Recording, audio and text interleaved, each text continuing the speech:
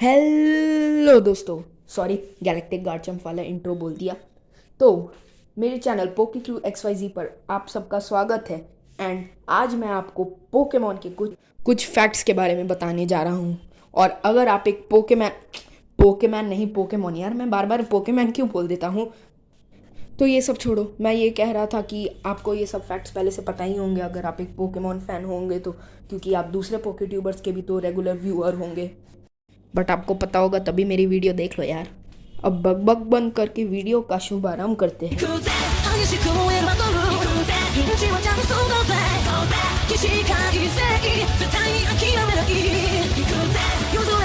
अरे ज़रा रुको रुको, मैं तो बताना भूल गया कि आज ऐश केचम का बर्थडे है।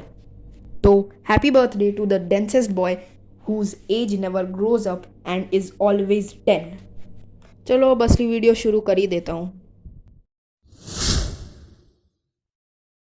आर्कनाइन was originally going to be a legendary Pokemon.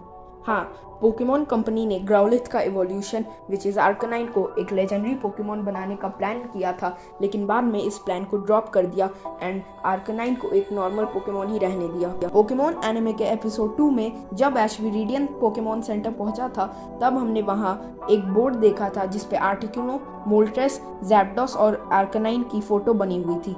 And professor okay ने भी कहा था कि ये चारों एक लेजेंडरी कॉड पोकेमॉन्स है।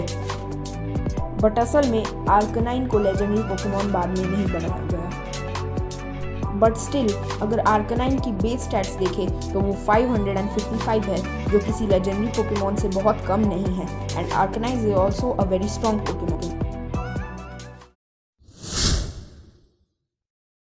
Ditto is a failed clone of Mewtwo. ये थ्योरी मुझे सच लगती है, लेकिन ये 100% ट्रू नहीं है। एक एक्सपेरिमेंट के वक्त बहुत सारी फेल्ड अटेम्प्ट्स तो होते ही है, वैसे ही म्यूटू को बनाते वक्त इन फेल्ड अटेम्प्ट से डिटो का जन्म हुआ। Pokemon adventures red chapter game में भी जिस जगह पे म्यूटू बनाया गया था, वहाँ पे भी एक एक्सपेरिमेंट बॉटल में से आपको एक डिटो मिलेगा। और इस फोटो में भी आप देख सकते हैं कि म्यू एंड डिटो काफ़ी सिमिलर है।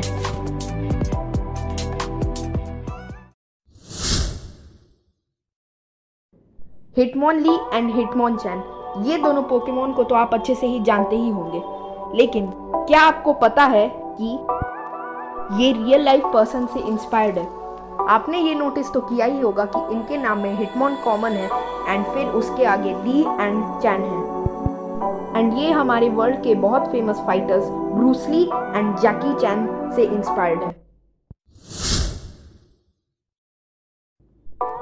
तो क्या आपको पता है कि दुनिया का सबसे पहला पोकेमॉन कौन सा है? अगर पोकेमॉन वर्ल्ड की बात की जाए तो वो तो आर्सियस है एंड पोकेडेक्स के हिसाब से number 1 Pokemon is Bulbasaur. But the first Pokemon to be made was Rhydon. हाँ, डिज़ाइन के मामले में राइडोन का डिज़ाइन सबसे पहले बनाया गया था और आप इसकी ड्राइंग यहाँ देख सकते हैं। मैग्नेमाइट, इस पोकेमॉन को तो आप अच्छे से जानते ही होंगे एंड इसका इवोल्यूशन मैग्नेटॉन को भी। एंड बचपन से आप सबको ये लगता ही होगा कि Magneton is made up of 3 Magnemites. But असल में ये बात सच नहीं है, क्योंकि अगर ये बात सच होती then the weight of Magneton should be equal to the weight of 3 मैग्नेमाइट्स।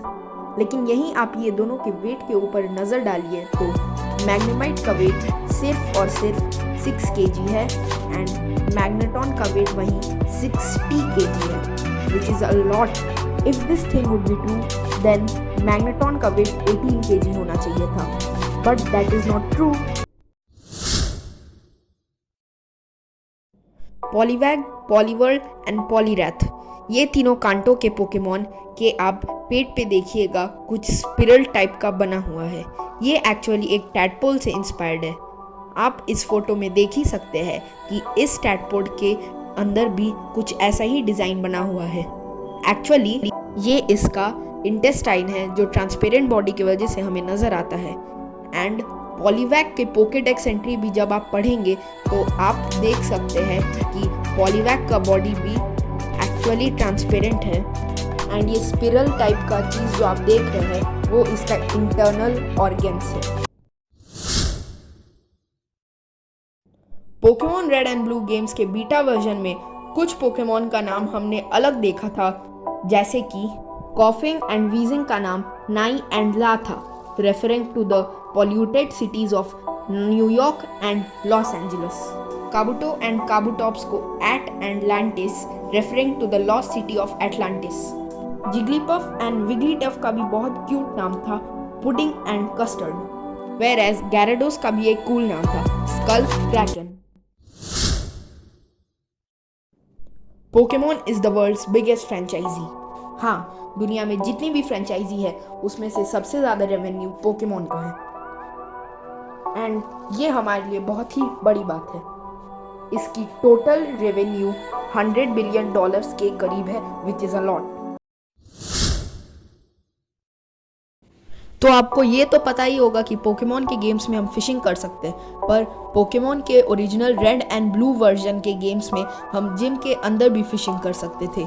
हाँ, उसके लिए हमें एक ओल्ड रॉड की ज़रूरत होती थी, लेकिन सेरुलियन सिटी के जिम में हम किसी भी रॉड से फिशिंग। ऐश का स्टार्टर पोकेमॉन क्लिफेरी होने वाली थी। हाँ, पोकेमॉन कंपनी ने ऐश की स्टार्टर पोकेमॉन को क्लिफेरी बनाने का डिसीजन लिया था, क्योंकि पॉकेट मॉन्स्टर्स नाम के एक मांगा में भी मेन कैरेक्टर के पास एक क्लिफेरी होती है।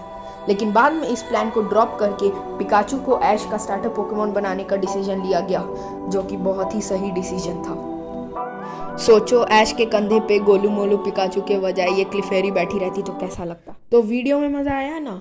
अगर आया तो प्लीज़ वीडियो को लाइक कीजिए, चैनल को सब्सक्राइब कीजिए और अपने दोस्तों के साथ जितना हो सके शेयर कीजिए। See you next time. Until then,